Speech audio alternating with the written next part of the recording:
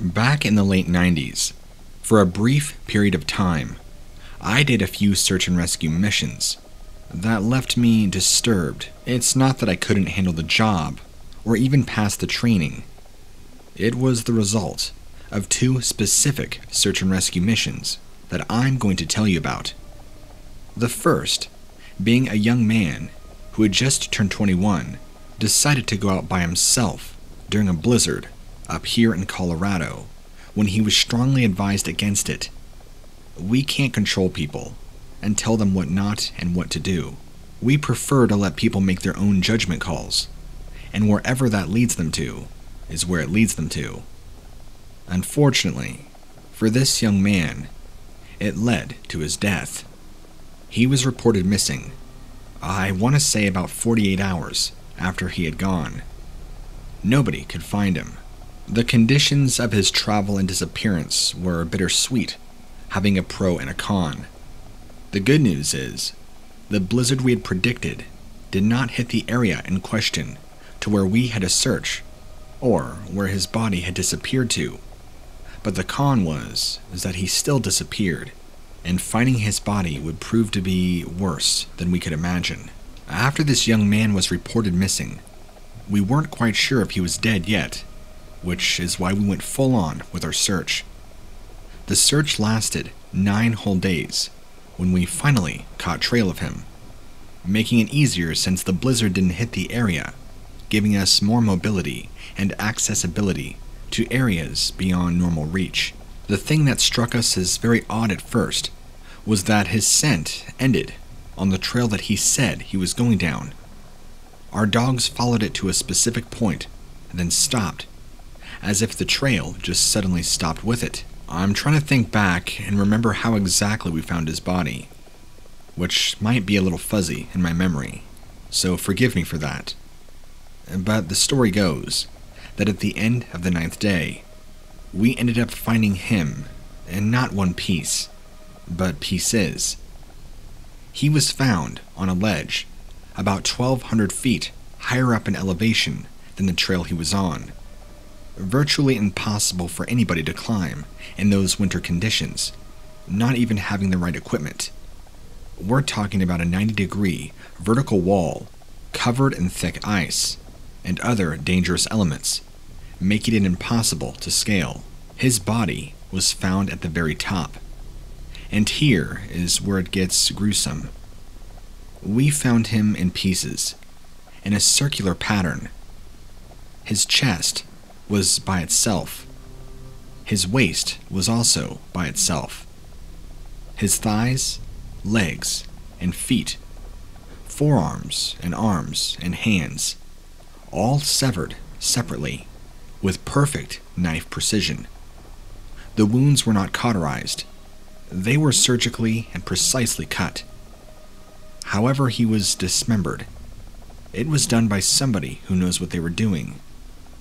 Even the bone and joints were cut at very specific points, and each piece of his dismembered body was placed roughly 50 feet away from the other piece, in one large circle, buried beneath about 2 feet of snow. The other piece we'll never quite figure out is we never found his skull or head.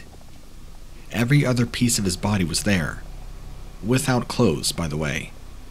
We have no idea what happened to any of his gear or clothing. His dismembered pieces were completely naked and left exposed to the temperatures. What it had appeared to be is his cause of death was somehow unknown, but after he had died, or presumed to have died, he was dismembered somehow, and then taken in pieces and laid in this circular pattern. It's very possible he might have died from hypothermia and threw off his clothes and then froze, but that still doesn't explain the dismemberment or how he managed to climb a 1,200-foot cliff wall. If memory serves me correctly, the autopsy reports proved inconclusive to how and which he died, but personally, I'll never get over the manner in which he died and how he was found. That kind of stuff just sticks with you for a long time. The second search and rescue story that I wanted to tell you about happened with an older man who was 78, in great shape, mind you, very active, very fit for his age, and very mentally well. Wasn't suffering from Alzheimer's or dementia at all. He ate very clean, was a very well-known individual in the community he lived in. Many loved him and had nothing but good things to say. Until one day, in early July, he went missing. Like the 21-year-old from the last story, he too went on a solo hike, like many outdoor enthusiasts nowadays do. After he had been reported missing for X amount of time, the search was called. This guy, we searched even farther, higher and lower, and found no traces. It's as if he had just vanished. But here, for this story, is where things take a weird twist.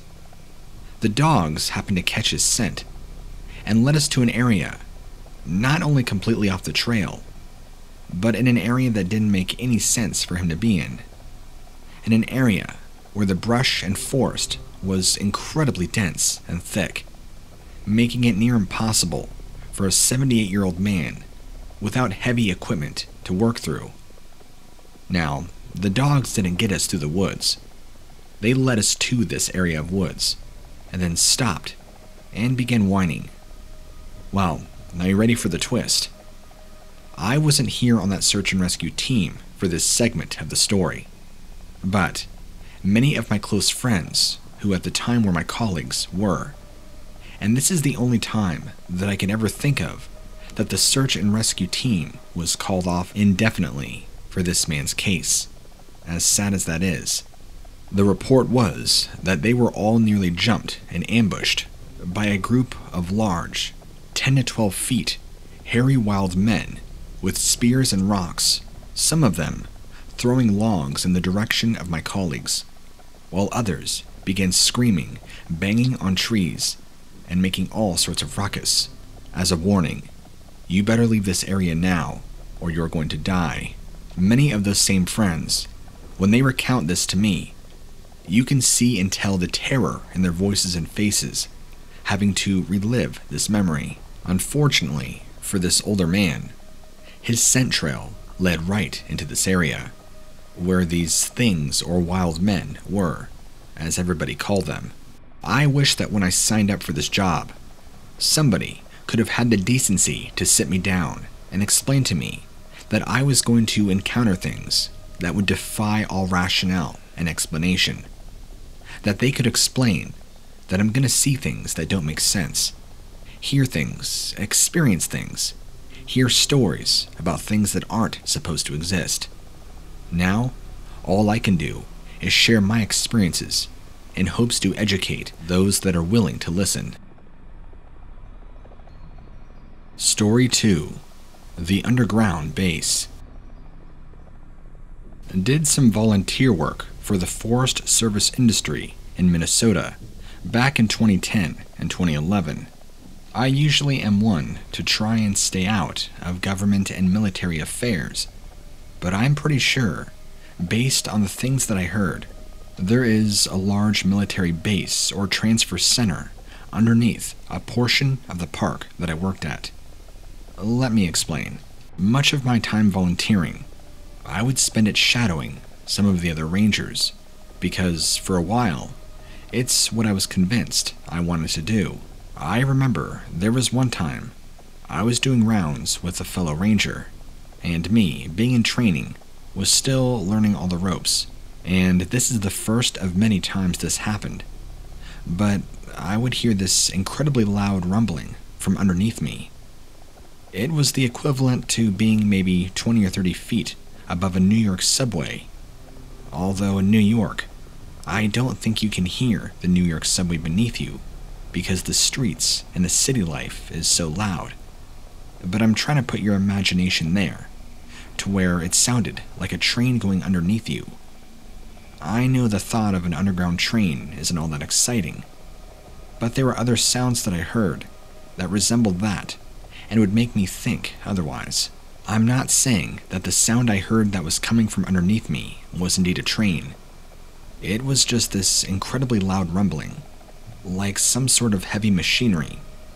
Something was going on, and to my knowledge, there are no known military, government, or any other kind of buildings within miles of that area. Randomly, all throughout different days, I would hear everything from loud machine humming to banging to other sorts of weird machinery sounds. There's a few times it sounded like I was hearing a stick of dynamite go off, far below my feet. I would even sometimes feel the ground shake very lightly. But the weird thing is, any time I would ever bring it up to one of the rangers, they would either ignore what I said and act like I didn't mention anything at all, or they would quickly change the subject, being very careful not to acknowledge what I had said. I thought it was super weird. It was as if they knew something they couldn't mention anything about. Now, I don't know if this is some conspiracy among rangers, or if there's actually a military or government base underneath this area of the park, but it makes you wonder what really goes on in these parks when nobody else is around, when nobody else is listening, when people, the staff, the rangers, all know things that they're told to keep quiet on. None of this, now that I'm older and more aware of the things that truly go on in the world, none of these things surprise me anymore. And in fact, I'm now more confident than ever that there probably is something being hidden underneath that park. If you, or somebody you know, has a story or encounter they would like to share with me, please submit it to stories@whatlurksbeneath.com. You can find it in the description below.